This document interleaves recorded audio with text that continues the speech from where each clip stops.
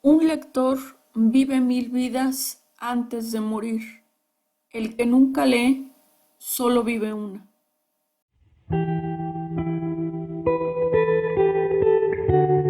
Haré una reseña del último libro de Caballo de Troya.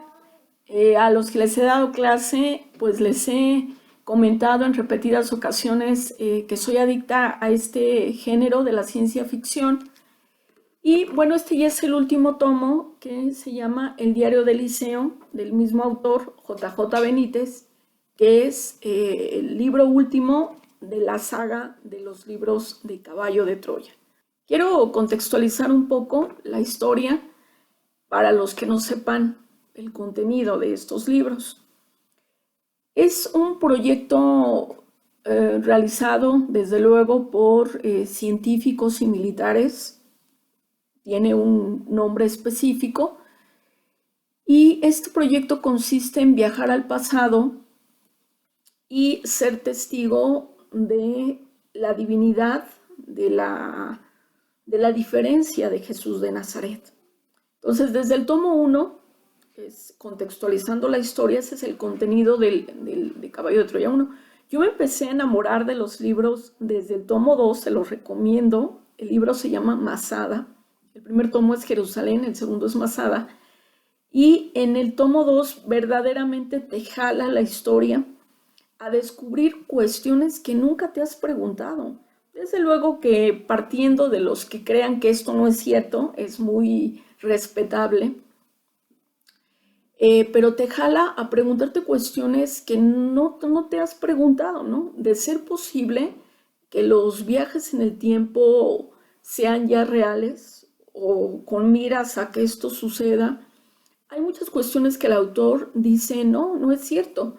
No es cierto que cuando se viaje al pasado y regreses al presente o al futuro, haya una modificación de estos hechos biológicos, ¿no? De estos históricos, pero que no alteran el proceso biológico, ¿no? Que tiene un orden. En fin, en los primeros caballos es lo que describe esta serie de situaciones que fueron viviendo los discípulos con Jesús de Nazaret, mostrando un personaje muy alejado de la religión, un personaje sí con una paz interior, pero también con un aspecto filosófico, muchas ideas establecidas en el libro que te quedas pensando de ser ciertas, te hace razonar mucho, o al menos eso es lo que a mí me produjo los caballos. Bueno, este último libro, pues lo leí con ese ánimo de saber en qué seguía la historia, ¿no? En qué terminaba todo esto.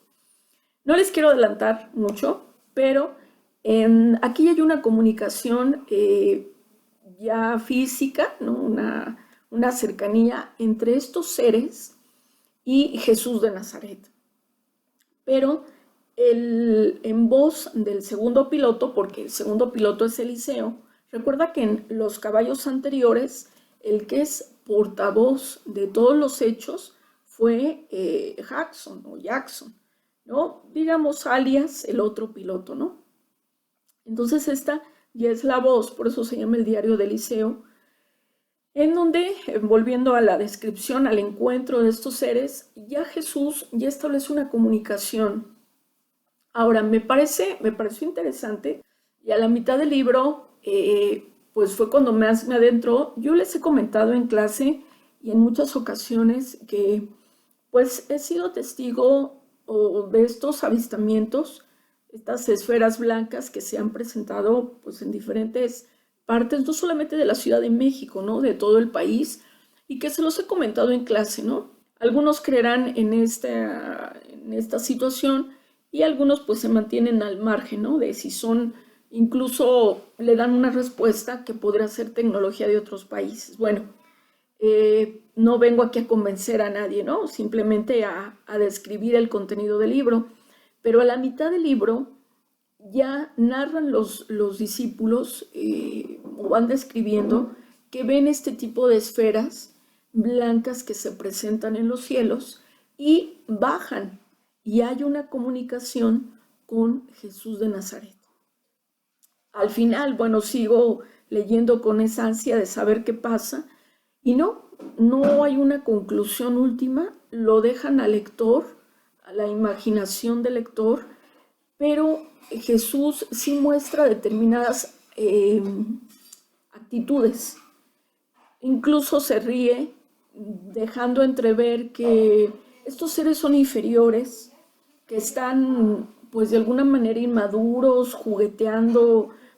No sé, esa es la conclusión a la que yo llego, pero ya hay una comunicación entre estos seres. No tienen nombre, los describen como los han descrito a lo largo de la historia y bueno, en eso se basa. Yo creo que la conclusión última es de que existen seres en otras, pues ya no digamos planetas, en otras galaxias, en otros universos.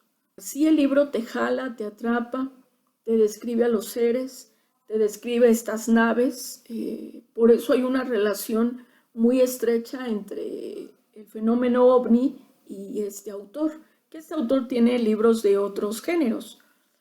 Pero bueno, ya fue la conclusión, ya fue el último libro, es la postura de Eliseo, lo que él vivió, ya desde el punto de vista de Eliseo, ya lo vimos en los 9 libros anteriores, el punto de vista de Jackson o Jackson, y es un libro que yo se lo recomiendo bastante.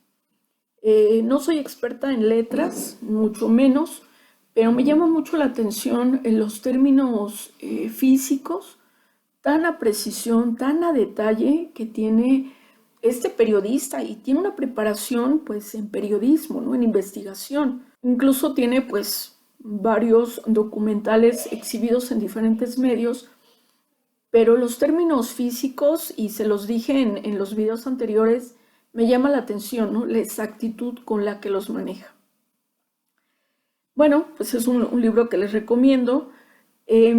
Recuerden que la lectura nos despega un tanto de la realidad, nos hace meternos, nos jala, formamos parte de historias que no son nuestras, despierta la imaginación, la creatividad y al final acércate a un libro que te llame la atención, ¿no?